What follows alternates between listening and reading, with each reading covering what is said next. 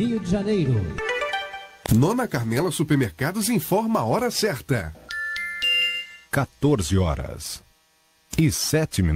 Faça suas compras através do nosso WhatsApp 998051041. Entregamos no conforto da sua casa. Bacana demais, o nosso programa tá de volta, é a sua tarde alternativa. The Mix Music Station 104 FM. Essa é a sua Rádio 104 FM, é a sua alternativa, e eu tô de volta agora com o Thiago Souza Entrevista. O programa Tarde Alternativa passa a apresentar Thiago Souza Entrevista. E o convidado de hoje é Maximiliano, ele que é blogueiro e ativista pró-hemofílicos. Thiago Souza, agora é com você. Bacana demais, tô na área e hoje eu convido aí o Maximiliano, que está ao vivo comigo, diretamente de Timóteo, em Minas Gerais. Boa tarde, Maximiliano. Boa tarde, Thiago, é um prazer falar com você. Boa tarde a todos da cidade de Bom Jardim e todos que estão ligados na rádio. É um prazer estar falando com vocês. Bacana demais, né? O prazer é todo nosso. E hoje o Maximiliano, ele abre esse quadro, né? O Thiago Souza Entrevista, onde que esse projeto é para trazer pessoas que contribuem um pouquinho aí para essa sociedade ficar melhor, né? Seja em diversos campos. E hoje a gente abre falando sobre saúde, sobre um tema muito importante, que é também a vida dos hemofílicos. O Maximiliano, que está com a gente diretamente de Timóteo, em Minas Gerais, ele é hemofílico. E eu gostaria que você, o Maximiliano, se apresentasse para o público, né, falando qual é o seu tipo de hemofilia, e você pudesse dizer pra gente aí como que é a sua vida, né, como hemofílico realmente. Ok. Meu nome é Maximiliano Anarelli de Souza, mas a maioria das pessoas me chama por Max. Sim. Eu sou de Timóteo, como o Thiago falou, em Minas Gerais, interior de Minas. E eu tenho hemofilia. A hemofilia é uma doença que ela atinge no Brasil cerca de 15 mil pessoas, mas ela ainda é bastante desconhecida. Inclusive, o diagnóstico tardio, ele é muito comum. E isso atrapalha, porque sem o diagnóstico, as pessoas não têm como se tratar corretamente. A hemofilia é uma deficiência dos fatores de coagulação do sangue. O nosso sangue, ele possui vários componentes, como os glóbulos brancos, glóbulos vermelhos, as plaquetas e o plasma. E dentro do plasma nós temos uma proteína aliás, são várias proteínas que são os fatores de coagulação. O fator de coagulação 8, o fator de coagulação 9 e o fator de coagulação de Von Willebrand. E quando nós temos um corte na pele que provoca um sangramento, que é o mais comum, ou hemorragias internas, esses três fatores eles se juntam e eles formam como que uma espécie de uma cola que faz esses vasos, esse sangramento no vaso paralisar. E quem tem hemofilia, ele tem uma deficiência desses fatores de coagulação. Uma pessoa não hemofílica, ela tem de 40% dos fatores de coagulação até 150%. Sim. E no caso do hemofílico, ele tem menos de 40%. No meu caso, eu tenho 4,5%. Quer dizer, o normal seria de 40% acima. E com isso, a gente tem frequentes hemorragias. Às vezes, uma topada numa calçada, uma pessoa, às vezes, não dá nada, uma pessoa que não tem hemofilia, para a gente aquilo vai dar uma hemorragia interna na articulação do tornozelo, do joelho. E isso pode acontecer assim, do nada. Então, a minha infância foi praticamente assim, altos e baixos, né? Às vezes eu estava normal, deitava para dormir, e no meio da noite eu sentia um incômodo no tornozelo e era uma hemorragia. Sim. E como eu moro no interior de Minas, fica a 200 km de Belo Horizonte, e até o ano de 2000, o tratamento da hemofilia, ele era basicamente nos centros de tratamento. As pessoas com hemofilia, elas não tinham a medicação em casa. Então eu teria que ir a Belo Horizonte, 200 km, para receber essa medicação. E somente quando eu recebo essa medicação, o sangramento para. Uhum.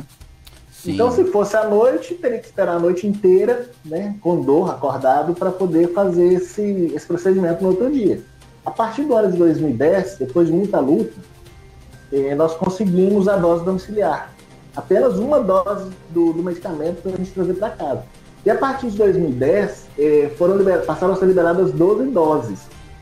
E a possibilidade de aplicar esse fator preventivamente, ou seja, antes de eu ter hemorragia, eu aplico esse medicamento. 2 a 3 vezes por semana eu aplico esse medicamento e posso prevenir a maioria das hemorragias. Agora, a infância foi bem complicada, né? Sim, sim. Engraçado, ô Max, que a vida do hemofílico, independente de onde que ele esteja, ela é bem similar, certo? Porque eu também sou hemofílico, né? A minha hemofilia é do tipo 8 a grave. Então eu tenho menos de 1% de fator no sangue, né? Então a questão da hemorragia acontecer espontaneamente é bem frequente na nossa vida.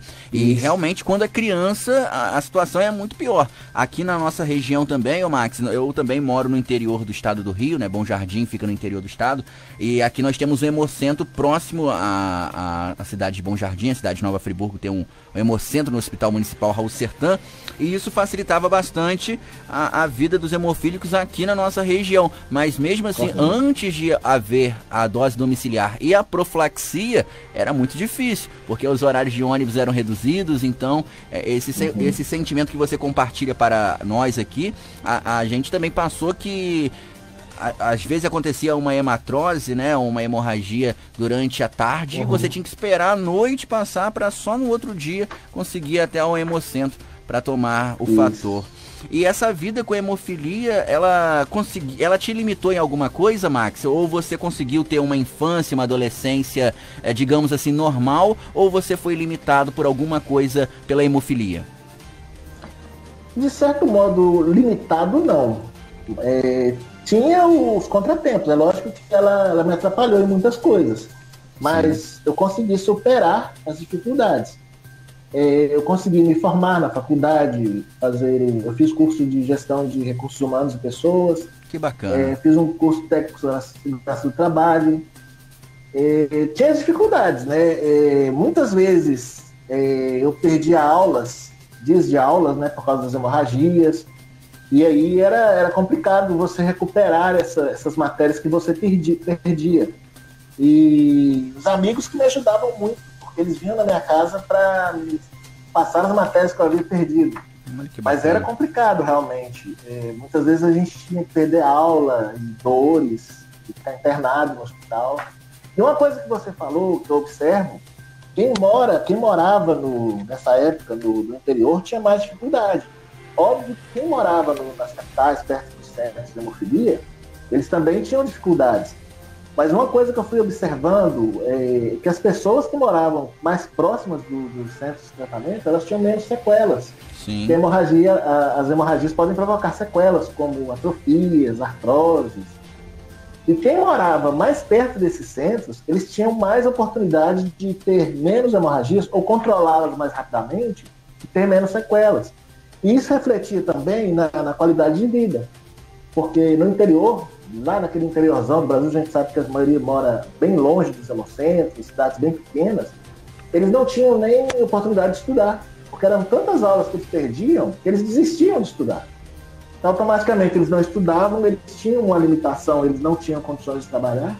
Então, a qualidade de vida dessas pessoas era bem mais difícil. Quem morava nas capitais tinha mais recursos de tratamento e conseguia levar uma vida melhor. E eu, embora eu morasse no interior, que é uma região industrial, então a siderúrgica que meu pai trabalhava, ela me ajudava muito. Ela bancava as viagens até de táxi ou de ambulância. Então, assim, eu fui privilegiado. Eu tive, de certa forma, o privilégio de ter um apoio que me permitia me deslocar. Ainda assim, teve as dificuldades, obviamente. Sim, sim. Mas consegui viver normalmente, uma vida relativamente normal. Eu sempre quis ser escritor, né? Meu sonho era ser escritor. E aí participei de alguns concursos de literatura, isso me permitiu algumas viagens. E fui levando a minha vida. E a ideia do blog foi uma dessa também, né? De, a princípio, escrever publicar o que eu escrevia, né? Sim, muito bacana. Você falou, Max, sobre a questão do tratamento, né? E principalmente no interiorzão do Brasil, que era difícil. E hoje como que está esse tratamento, né? A gente está ainda um pouco distante de uma realidade, por exemplo, do padrão europeu, podemos dizer assim, por exemplo, Portugal, que tem um nível assim considerado, né? Em todos os países do mundo, assim, Portugal, Alemanha se destacam no tratamento para a hemofilia, mas e hoje, como está essa realidade? No interior, aqui na nossa região sudeste, a gente tem uma realidade diferente do interiorzão do Brasil. Isso. Mas hoje, como está esse cenário do tratamento aqui no Brasil, sendo que a FBH ela é bem atuante nesse sentido? Isso, correto. O tratamento no Brasil, ele evoluiu bastante. E de 2010 para cá, ele deu um salto. Eu costumo dizer que é um divisor de águas de 2010 para cá e antes de 2010. Apesar disso, de toda essa evolução, a gente sabe que o Brasil é muito grande. E ele tem desigualdades regionais. E, como você falou, a região sudeste ela é um centro de excelência no tratamento da hemofilia. Em algumas regiões, mais para o norte, nordeste, as dificuldades ainda existem algumas dificuldades. O tratamento hoje no Brasil, ele é feito com a dose domiciliar, como eu falei, que o hemofílico pega essa dose no tratamento e leva para casa. E a profilaxia também é uma possibilidade de você aplicar 2 a 3 vezes por semana esse medicamento e prevenir boa parte dessas hemorragias. E a gente, obviamente, que o fator, a medicação, ela não é tudo. A gente precisaria também de fisioterapia, de assistência social, né? Os hemofílicos têm dificuldade desse deslocamento, a odontologia, determinados procedimentos dentários, você pode provocar uma hemorragia. Então você tem que ter um acompanhamento do hemocentro. E o ideal é que você tivesse o centro de odontologia dentro dos centros de hemofilia. Então a gente fala equipe multiprofissional, assistência social, psicólogo, fisioterapeuta, hematologista e a medicação, obviamente. Em muitos centros você não tem fisioterapeuta, você não tem a odontologia. Às vezes a prefeitura, a pessoa mora 200, 300 quilômetros, a prefeitura não auxilia no transporte da pessoa até o centro de tratamento, então ela tem essa dificuldade também do deslocamento, e a gente sabe que existem ainda dificuldades, a gente tem avançado, mas ainda existem dificuldades. A medicação no Brasil hoje, ela é fator 8 ou fator 9 plasmático ou recombinante. O fator plasmático, ele é feito à base do sangue. Do plasma de doadores de sangue, é retirado só o fator de coagulação que a gente precisa. Seria o 8 ou o 9, ou o fator de von Willebrand para as pessoas que têm a doença de von Willebrand. E o recombinante, o medicamento recombinante, ele é feito sinteticamente. Ele não é feito à base de sangue. Isso facilita muito, porque você não necessita da matéria-prima sangue. A gente sabe que as doações de sangue são difíceis de se conseguir, então o sangue é uma matéria-prima escassa. Sim. Já o fator recombinante, como ele não é produzido de sangue, você não tem essa limitação de matéria-prima. Infelizmente, no Brasil hoje, a gente só tem o recombinante para a hemofilia A, que é a deficiência de fator 8. Quem tem a deficiência de fator 9, ele só tem acesso ao fator plasmático. Felizmente, hoje a gente não tem falta ainda de sangue, de plasma para a produção desse medicamento. A gente até teve receio por causa dessa questão do Covid, e as pessoas deixam de doar sangue, poderia haver uma falta da matéria-prima do plasma. Felizmente, para a hemofilia, ainda não faltou essa matéria-prima do plasma. O sangue em si, bruto, para quem precisa, tem faltado. É até importante, eu vou dar uma fugida aqui, né? Convidar as pessoas a doarem sangue, porque os estoques estão bem baixos. E voltando à questão do tratamento, nós temos aqui, como eu falei, o recombinante e o plasmático. Você aplica ele para a prevenção de hemorragias de 2 a 3 vezes por semana. Existe um medicamento novo que se chama emicizumab, que ele pode ser aplicado 1 vez por semana. E os fatores que nós usamos no Brasil, além de você aplicar 2 a 3 vezes por semana, essa aplicação é na veia, ela é intravenosa. E muitas mães aplicam nos filhos de 5, 6 anos, até menos, 3, 4 anos. E dá para vocês imaginarem a dificuldade de uma mãe pegar a veia de um filho para fazer uma aplicação de um medicamento ali. A criança fica agitada, toda aquela dificuldade. Esse emicizumab que eu falei, ele é subcutâneo, você aplica como se fosse uma vacina normal. Infelizmente, no Brasil, hoje, ele só está disponível para pessoas que têm inibidor. O inibidor é quando a pessoa tem hemofilia, ela desenvolve uma espécie de reação ao fator de coagulação. No caso, a pessoa que recebe o fator plasmático recombinante, ela desenvolve uma reação a esse fator. O organismo entende que é algo externo ao corpo dele e rejeita esse medicamento. Os anticorpos entram em ação e rejeitam esse medicamento. Então, o emicizumab, ele não tem essa ação do inibidor. Sim. E o Ministério da Saúde só aprovou esse medicamento para pessoas que têm inibidor. Por causa do custo. Ele é um medicamento realmente bem mais caro do que o utilizado atualmente. Mas, assim, traria uma revolução muito grande, pelo menos para as pessoas com hemofilia, para as crianças, para as mães que aplicam nas crianças, seria uma revolução muito grande. Nós temos esperança que no futuro a gente tenha acesso, pelo menos para as crianças menores, e futuramente, assim, bem distante, todos devem ter acesso a medicações nesse sentido, subcutâneas. E tem também a terapia gênica, que está avançando bastante, que é uma coisa bem nova. Sim, sim. Que a gente pode falar aqui também. Sim, a terapia gênica. A terapia gênica, ela é uma esperança para uma possível cura da hemofilia, certo? Isso. E com certeza. Nesse sentido, o Max, essa cura com a terapia gênica, ela mudaria, no caso, o gene X, né? Que tem ali o defeito, né, por causa da hemofilia e a questão da coagulação e tudo mais, mas, porém, ele não impediria que um homem hemofílico passasse para sua filha o gene de portador, certo? Seria somente nele. A filha continuaria sendo portadora da hemofilia, nesse sentido, certo? Correto. Até eu conversei com uma pessoa de uma associação de hemofilia hoje. Ela não é a eliminação da hemofilia, ela não vai erradicar a hemofilia. Uhum. Ela vai, de certa forma, tratar a hemofilia. E uma coisa também que a gente imagina é que essa terapia gênica, ela seja permanente. Na verdade, você faz uma alteração do gene X na célula do gene que produz os fatores de coagulação, mas com o passar do tempo, o organismo, ele rejeita essas células novas que você fez a alteração. Sim. No momento, o máximo que se tem conseguido são 2 a 3 anos que você faz a aplicação do procedimento da terapia gênica. A pessoa, durante 2 a 3 anos, ela produz os fatores de coagulação normalmente. É lógico que já é um grande avanço.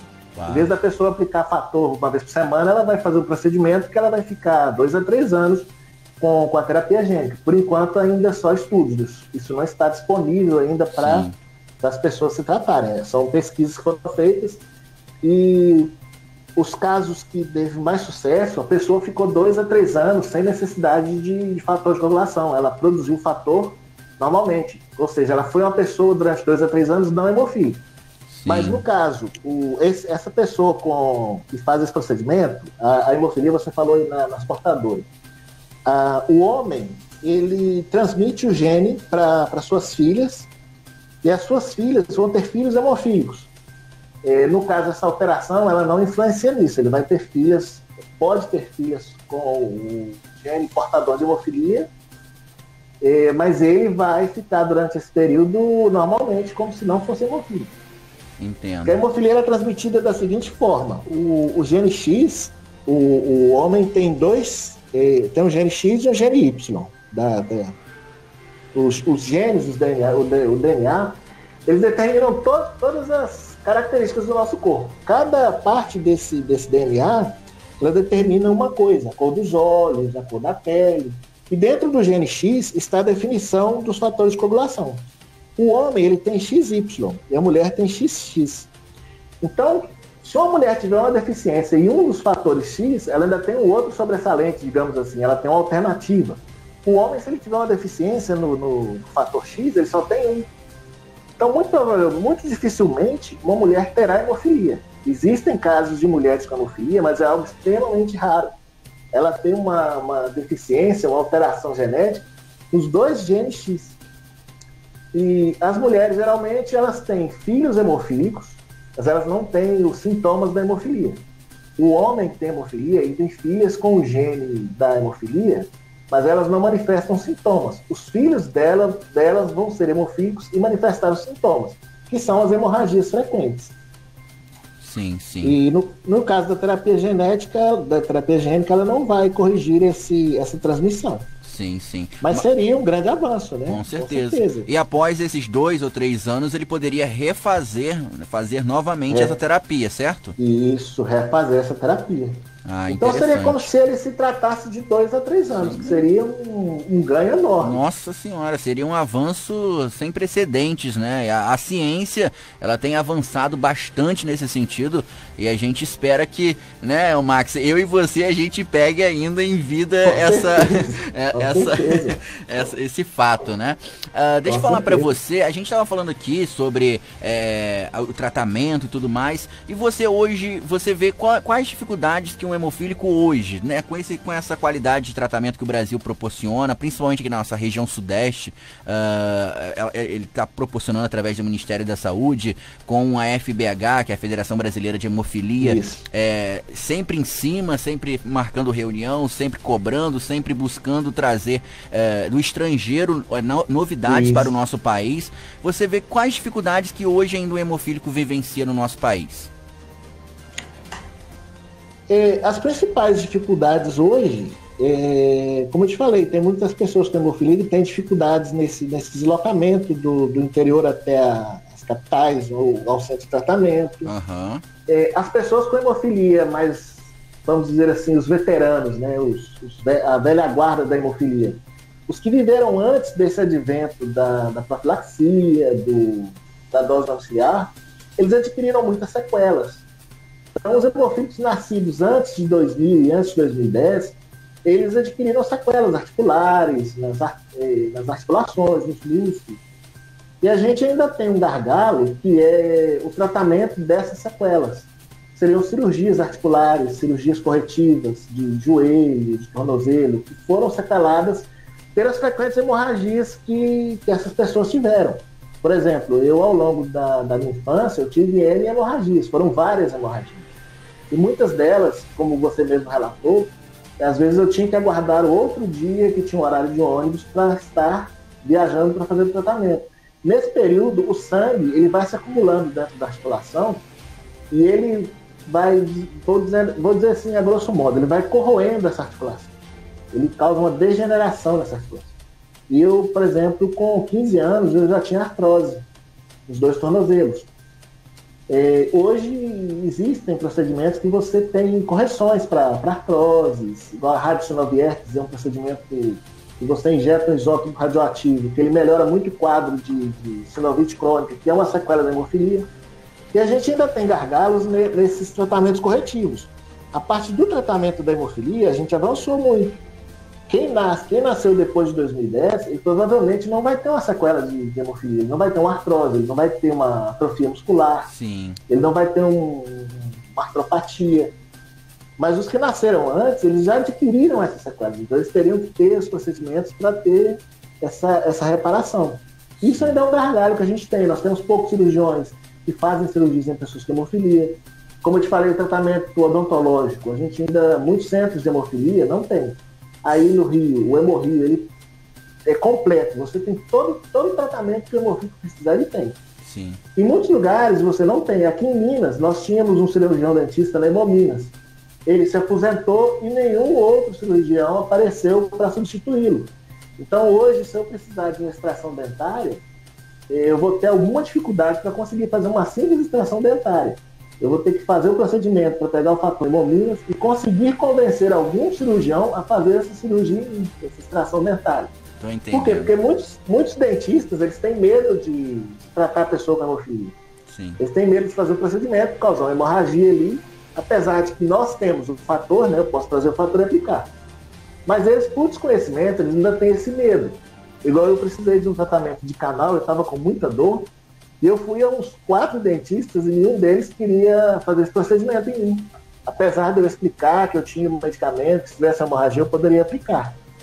Só um quinto dentista eu consegui convencê-lo, mesmo assim porque o dentista que se aposentou na Hemominas, Ele ligou para esse dentista e falou com ele que ele poderia fazer, que ele assumiria todo o risco se acontecesse algum problema.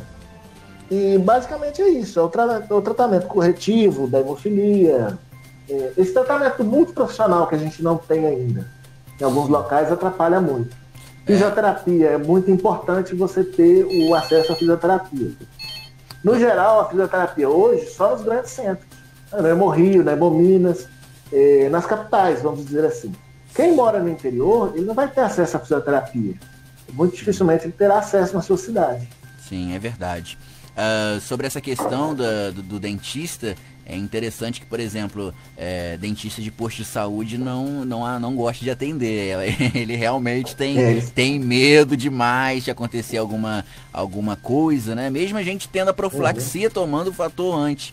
E sobre essa questão que você relatou, o Max, sobre os hemofílicos que nasceram após esse advento, eu tenho um irmão de 8 anos de idade, né? Que ele nasceu em 2012 e ele já nasceu com a profilaxia. Ele nunca precisou se machucar para poder tomar o fator. A médica já iniciou ele desde criancinha, desde bebê, já com a profilaxia para poder não haver uma possibilidade de ter hemartrose. Então, ele, por exemplo, meu irmão, eu tenho uma atrofia no joelho direito, né, que foi também por causa dessa questão, da demora de tomar fator e tudo mais, e ele nunca teve nenhum problema de inchaço, nada disso, sempre já com a profilaxia. Ele também é hemofílico A grave, então já foi também direto com o recombinante. Ele nunca tomou também o fator plasmático, ele já foi direto para o recombinante. Então, para ver como que esse avanço realmente aconteceu, né, Max? É uma diferença muito grande. Por exemplo, na minha infância eu não fiz educação física. Sim. Jogar futebol, nem pensar. Eu não aprendi a andar de bicicleta, que é uma coisa tão banal. Porque meus pais tinham muito medo que eu caísse e tivesse uma hemorragia. Sim, um traumatismo. Hoje a gente vê as crianças com hemofilia agora, que nasceram depois de 2010, você vê os meninos jogando futebol, até artes marciais é possível ser praticado hoje em dia. Sim. Coisas assim que antes seriam impensáveis. A gente não teria nem sonho disso. E assim, eu sempre busquei levar com bom humor, né? E é engraçado que quando eu estava no colégio, os meninos de educação física, naquela época, era futebol. Sim. Todo dia de educação física, o básico era jogar futebol. E eu nunca joguei futebol. E, para minha sorte, eu acabei não gostando de futebol. O grande problema é quando a pessoa quer jogar futebol e ela não pode jogar futebol. É o meu caso.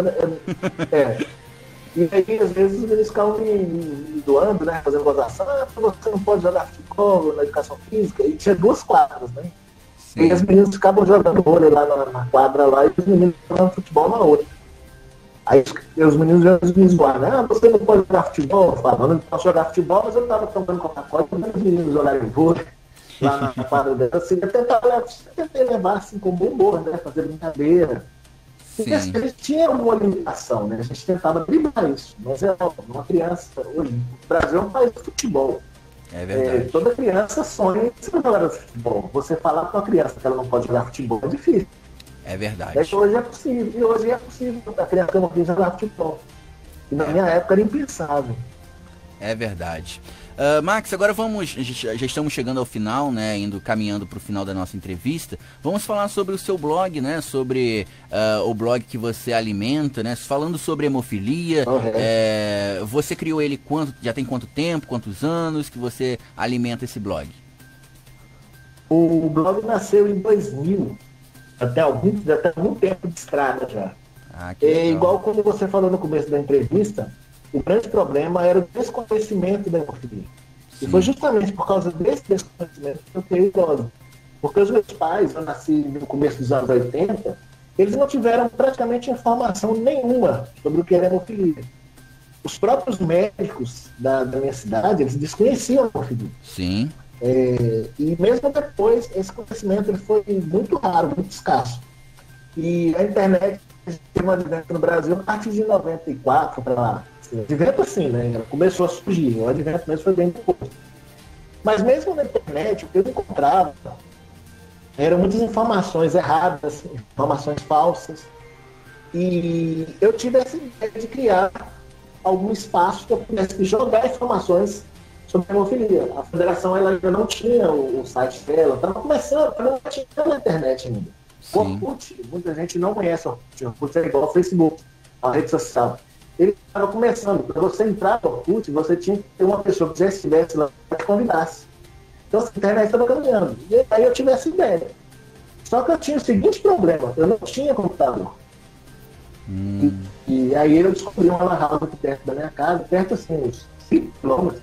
E eu ia duas vezes por semana, eu ia a pé até a lan house e atualizava o blog. Depois a lan house mais perto, assim, um tom. E como eu te falei, meu sonho sempre foi ser escritor. Sim. E jornalista. Então, assim, foi também uma realização de um sonho, de certa forma.